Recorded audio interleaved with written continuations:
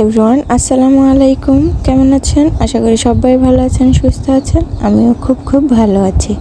নাটোর বনপাড়া ধানাইদুয়া চাঁদপুর ছোট্ট একটা গ্রাম থেকে আবারও একটা ডেইলি ব্লগ শেয়ার করছি। এটা হচ্ছে ঝড়ের দিনকের ব্লগ, মানে ঝড়ের দিনকার, যেটা সকাল টাইমে আমি আম কুড়াইছিলাম। তো আবারও দুপুরে আম কুড়িয়েছি।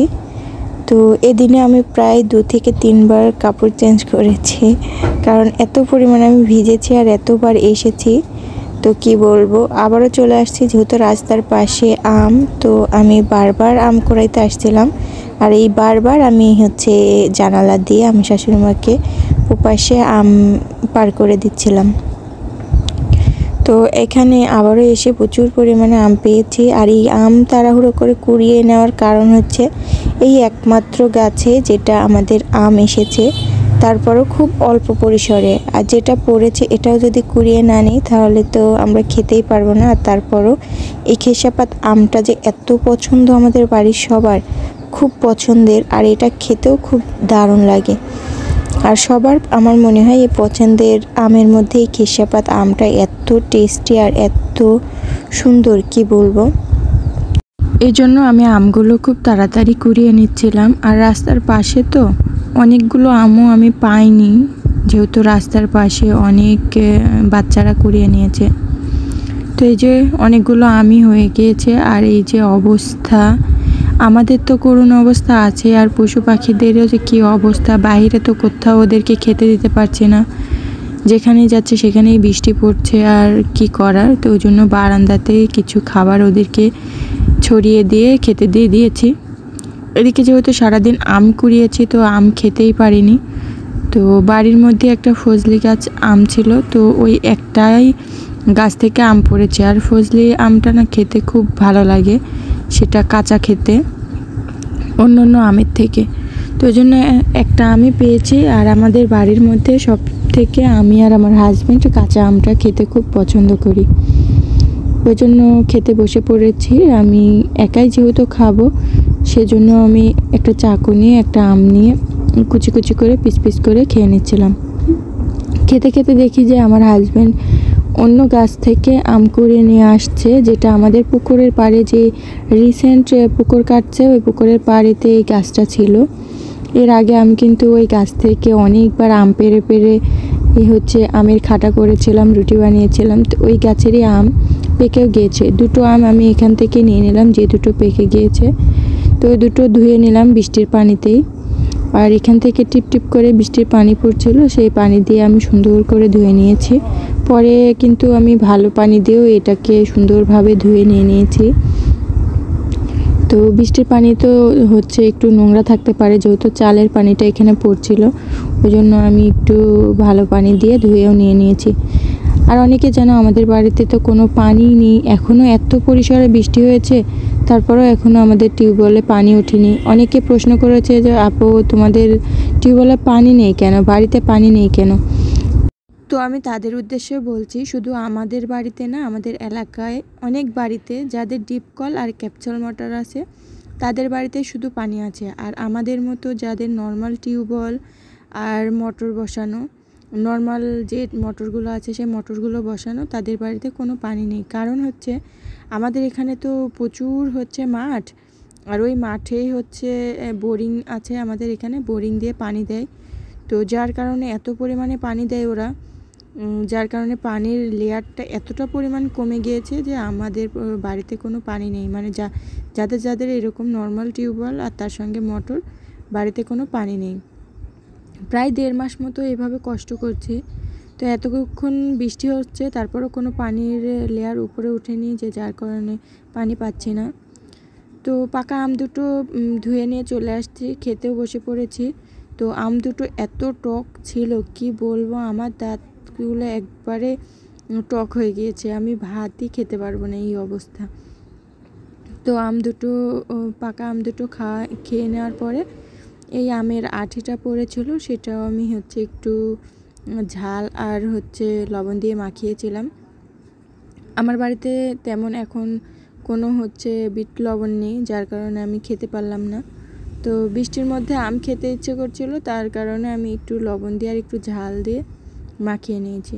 তো আমটা খুব খেতে ভালো লাগছিল, খুব টেস্টি লাগছিল। তো আম খেতে খেতে ওই দিক থেকে সবাই আমাকে বলছে যে হচ্ছে একটু মুড়ি মাখাতে, এই বৃষ্টির দিনে দুপুরবেলা যদি মুড়ি মাখানো হয় তো ভালো লাগে। তো আমি আমটা খেয়ে চলে আসলাম মুড়ি মাখাতে। আর এই মুড়িগুলো আমাদের বাড়িতে হাতে ভাজা মুড়ি, আমি রমজানের আগে নিজেই ভাজছিলাম, যেটা আমি আমার খালা শাশুড়ির সঙ্গে করে।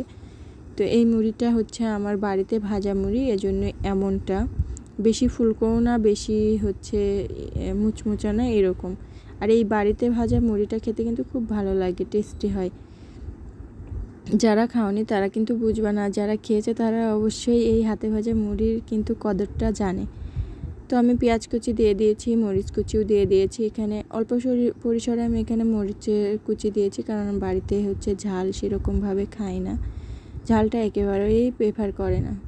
তো এখানে চানাচুরও কিছু দিয়ে দিয়েছি। আমি 1 প্যাকেট চানাচুর নিয়ে আসছিলো, সেটা পুরোটাই দিয়ে দিয়েছি, আর কিছুটা রেখেছি যাতে পরে আমি ছড়িয়ে দিতে পারি। তো ওই জন্য। আর হচ্ছে খাঁটি সরিষার তেল, যেটা আমাদের হচ্ছে ঘান ভাঙানো হয়, তো ওটা খাঁটি সরিষার।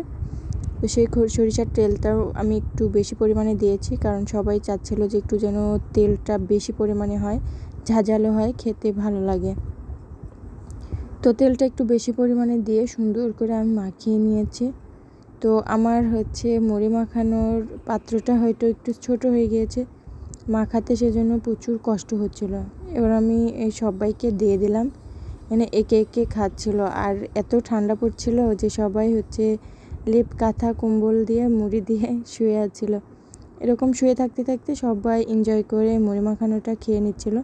তো আমি এখানে আমার শ্বশুর শাশুড়ির সঙ্গে একসঙ্গে খাচ্ছিলাম।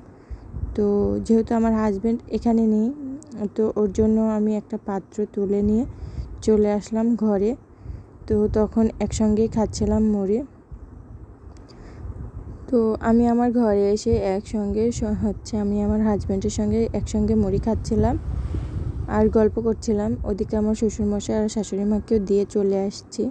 তো মুড়ি খেতে খেতে বুঝলাম যে ঝালটা একটু কম, তো সবাই তো ঝাল খায় না, আমি একটু বেশি পরিমাণে ঝাল খাই। ওই জন্য একটা কাঁচামরিচও আমি নিয়ে চলে আসছি, যেটা মুড়ি আর কাঁচামরিচ একসঙ্গে করে খাচ্ছিলাম। তারপরও আমার মরিচের একটু ঝালটা কম, আমি এই ফার্স্ট এই মরিচটা কেনার পর খাচ্ছি, তো এখনই বুঝতে পারলাম। তো মুড়িটাও এত টেস্টি হয়েছিল, নর্মালভাবে মাখিয়েছি, খুব ভালো লাগছিল, খুব টেস্টি হয়েছিল। তো সবাই মিলে এই বৃষ্টির দিনে এনজয় করে খাচ্ছিলাম।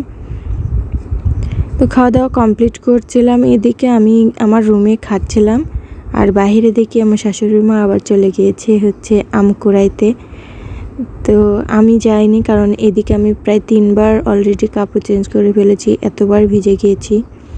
তো পরে আমার শাশুড়ি মাই গিয়েছে, তো উনি ওপাশ থেকে আমগুলো কুড়ে নিয়ে আসছিল। আর আম পড়লে আমরা বুঝতে পারি, কারণ কি আমাদের এই আম গাছের ডালগুলো সমস্তটা আমাদের ঘরের চালের উপর পড়েছে, যার কারণে আম পড়লে ফার্স্টে আগে চালের উপর পড়ে, তারপরে এই পাশে এসে পড়ে। তখনই বুঝতে পারি যে আম পড়েছে, তখনই সঙ্গে সঙ্গে আমরা চলে আসি আম কুড়াইতে। তো আমগুলো আমার শাশুড়ি মা সুন্দর করে হচ্ছে বাহির থেকে কুড়িয়ে নিয়ে বাড়ির মধ্যে চলে আসলো। যাই হোক, এইগুলো আম হচ্ছে এখন ঘরে রেখে শুটকি করে খেতে হবে, যার কারণে কিছু করার নেই, বাড়িতেই রাখলে আমগুলো পেকে যাবে।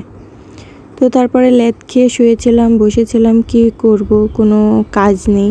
তো ভাবলাম এই বৃষ্টির দিনে কোনো কাজও নেই, সবসময় খালি ওই শুয়ে বসে থেকে মোবাইলে এটা ওটা দেখতে হচ্ছে। তারপরে কি বাড়িতে তো কারেন্ট নেই আর ওয়াইফাই, তবে একটা জিনিস ভালো কি বাড়িতে হচ্ছে আইপিএস আছে, যার কারণে ওয়াইফাই আমাদের কিছুক্ষণ চলে, জানি না কেন চলে, জানি না, কারেন্ট চলে গেলেও অনেকক্ষণ চলে। তো দেখতে দেখতে দেখলাম যে আর ওয়াইফাইও চলছে না, বন্ধ, তো কোনো কাজ নেই। তো প্রায় 2 দিন মতো বাড়িতে কারেন্ট ছিল না, জন্য ওয়াইফাইও খুব সমস্যা করছিল, যার কারণে আমার এই হচ্ছে ভিডিওগুলো দিতেও একটু লেট হয়ে গেল। তো তারপরে এই যে ননদের একটা পিস 3 পিস দিয়ে গিয়েছিল, তো সেটাই ভাবলাম যে বসে বসে সময় নষ্ট না করে ওর জামাটা একটু কেটে রেখে দিই, পরে কোনো এক সময় আমি ওর কাপড়টা হচ্ছে বানিয়ে দেবো, জামাটা বানিয়ে দেবো। তো এই প্রথম আমি ওর এই একটা কাপড় নিয়েছি যেটা বানিয়ে দেবো। আমি সচরাচর কারোর কোনো কিছুই বানাই না, কারণ নিজের আর শাশুড়ি মায়েরই কাপড় বানাই। তো আজকের দিনটা এভাবে কাটালাম। ভিডিওটা ভালো লাগে like comment share and subscribe. Bye, খোদা হাফেজ।